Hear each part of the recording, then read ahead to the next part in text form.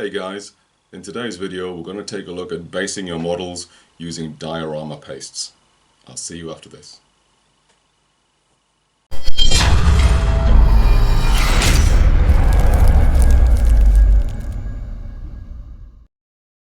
There are a range of basing and diorama pastes you can use to base your models. They are all water soluble, so cleaning up your tools and brushes after application is easy. Games Workshop's Citadel brand provides a varied range of small pottles giving you a selection of colours and consistencies with which to base your models. These are small pots, mostly aimed at the miniatures painter.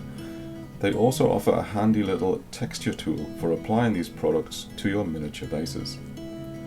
There are also products available from both Ammo by MIG and Vallejo in larger pots, probably aimed more at the diorama maker, but they are also an economical way of using these products on your miniatures bases if you are basing up an army and want consistency throughout. I'm going to demonstrate one of these products on some Dark Age Saxon cavalry models that I have based for use in Warlord's Hail Caesar game. The models are metal and were painted mostly using Citadel contrast paints, with metallic paint and shades used on the metal armor and weapons on the models. They are superglued to Warlord plastic bases, which come readily in the basing sizes required for the game. With these models having molded on base pieces, this is where these pastes excel at evening up the model's base. The cavalry base sprue contains both 50 by 50 mm bases and 25 by 50 mm bases for single models such as this. I'll link the products in the description below the video.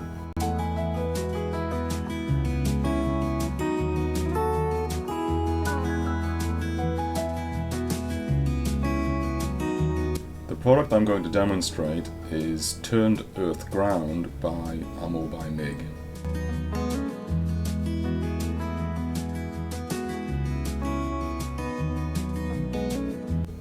And I'm going to be applying it with a metal sculpting tool.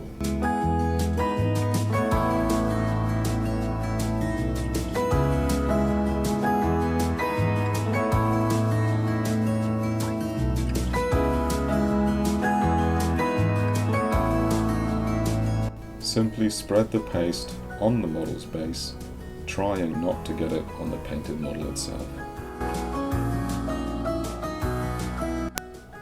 The product does look wet during application, but will dry matte.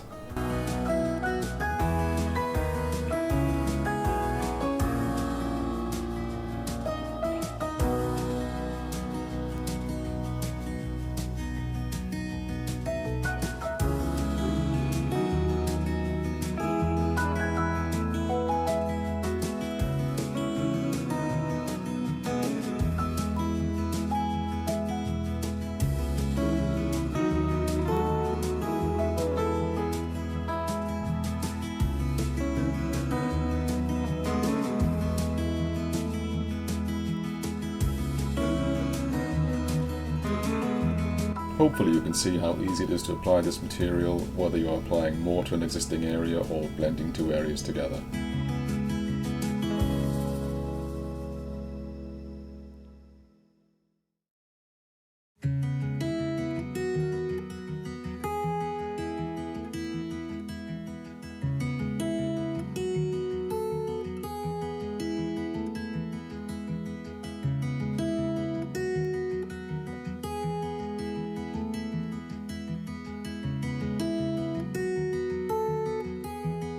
For more careful application around the horse's hooves, I'm going to switch to an old paintbrush.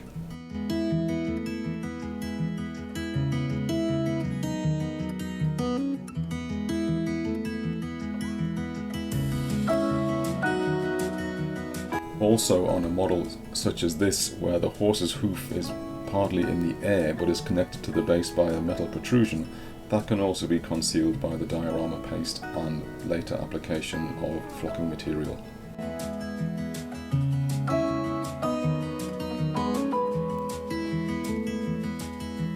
Once finished, put the model aside and leave overnight to dry fully. Once dry, the product has a matte finish. And here's the effect on a larger base with 2 models with the basing material all dried. If you wanted to retain a wet mud look, you could either apply some gloss varnish or some water effects material. Now we can tidy up that edge and paint it using some Rhinox hide paint, or whatever colour you desire.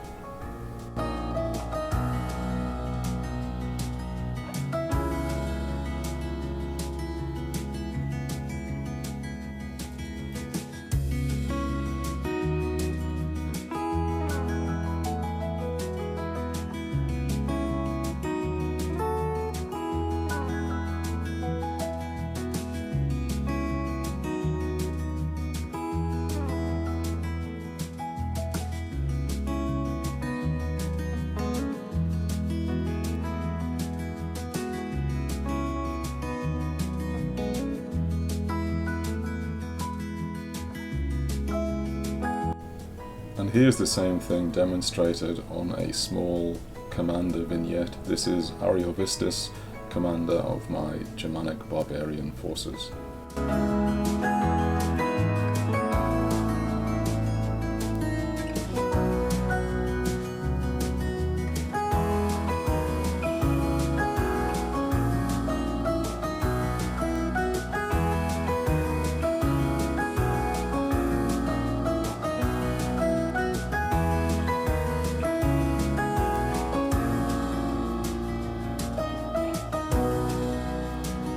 With everything now dry, it's time to apply some scenic grass material. There are many scenic flocks available to grass your bases. What I have here is a ongoing mix that I've made over time, which consists of a fine 2mm length static grass and a very fine sponge flock material, and other small pieces of sponge material in there to add consistency. Geek Gaming Scenics do a nice range of off-the-peg blends and mixes for your basing. I'll link the range below. Now we're going to start applying the material with some PVA glue, which we're going to thin down roughly with about 50% water.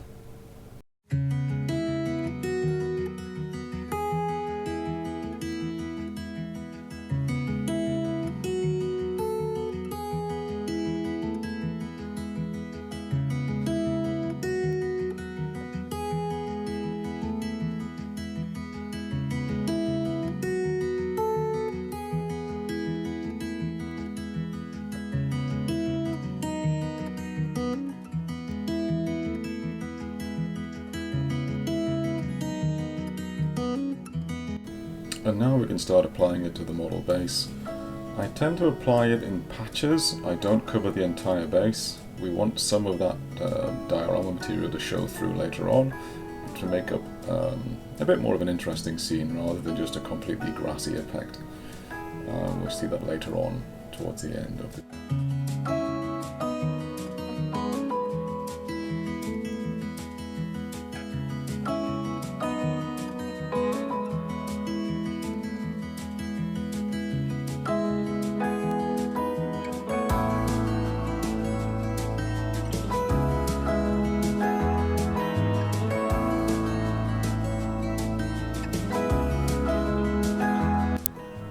Here you can see I'm also going to cover up one of those little foot pegs, which will get covered in the scenic material and hide that protrusion.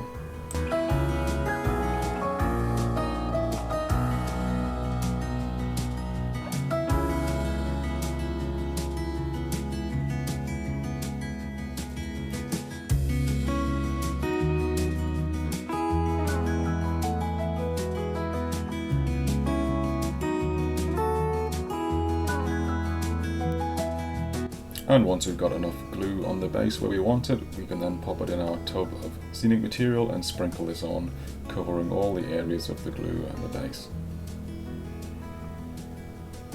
Put a good thick layer on, not just a light sprinkle. And once we've got everything covered, I'm actually going to press it down into the glue with the end of an old paintbrush handle or other similar tool that you have available. It just gets it stuck into the glue and stops it coming off and leaving too thin a layer. Here's the paintbrush handle coming in, and we'll give it a good prod in just a moment, as you'll see. Just give it a good push down and get it all squashed into that glue.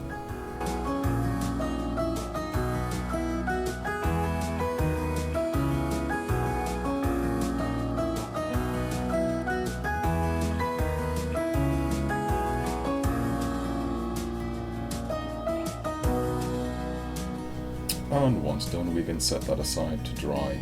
Give it a good couple of hours to dry fully. And here's Ariovistus, and we'll get him done the same way.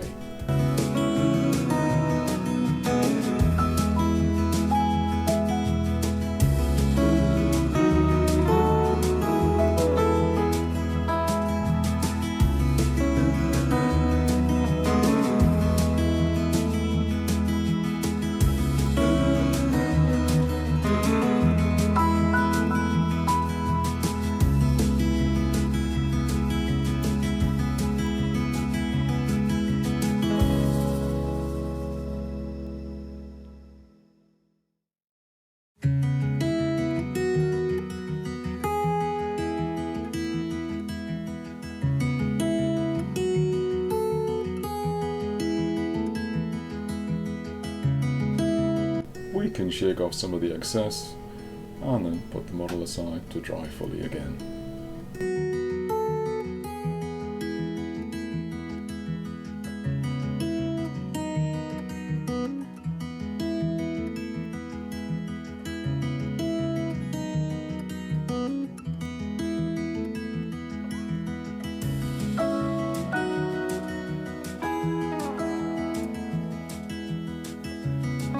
And once the glue has dried, we can then use a soft brush. This is an old makeup applicating brush, and brush off the excess static and flock materials back into our tub for reuse.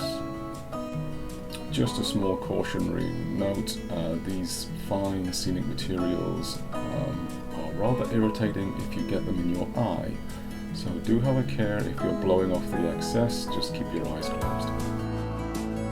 And there you can see some of the patchy areas of the diorama material showing through, so we haven't got an entirely grass mat base. And here's Ariovistus again with his excess flock material brushed off. So now we're ready to add some more clumps and flowers and such like to make the base more interesting. There's a whole range of grass tufts and flowers and materials available. Here's some that I had available. These are approximately 2mm tufts. They are already adhesive based. Some are not. Some will need a dab of PVA glue to glue them into place. But these grass ones here I'm using have a sticky backing already on them, and they'll stick down straight away as soon as you press them into place.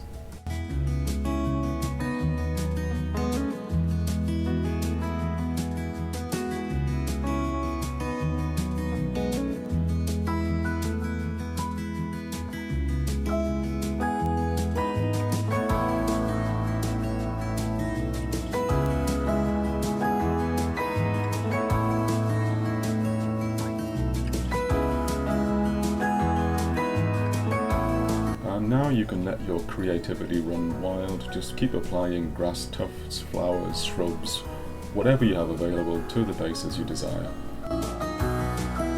You'll probably find one or more pairs of tweezers will make this process a little bit easier, particularly trying to get it into difficult to reach areas of the model.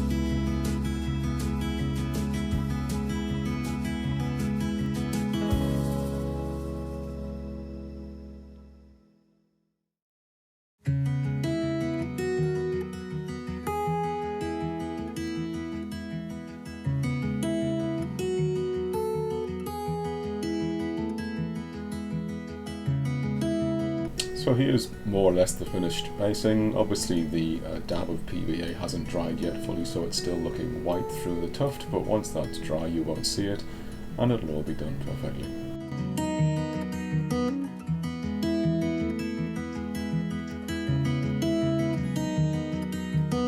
And we can continue applying tufts and basing materials to the remaining cavalry group that we have to get finished.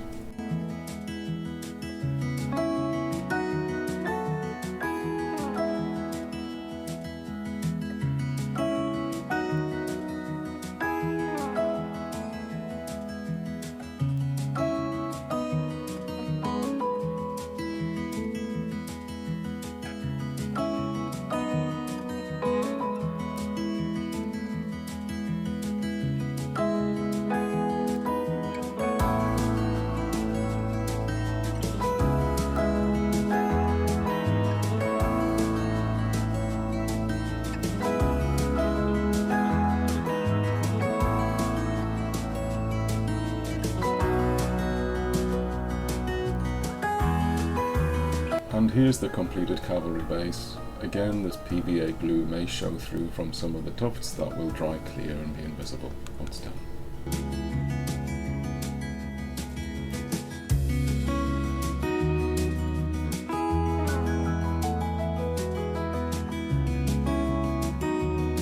And not to be forgotten, here's the single cavalry model too.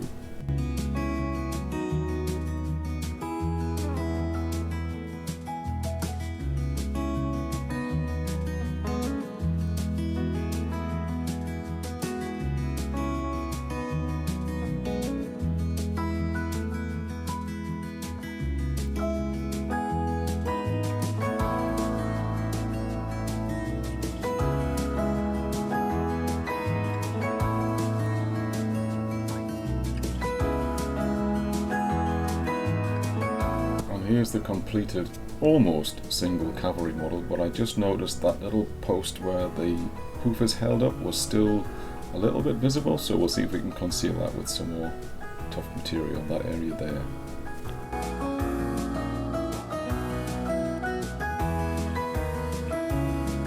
And with the addition of a couple of extra tufts, that area is now concealed and that white spot of PVA glue will dry clear. And with all our units based, we can now display them on the tabletop.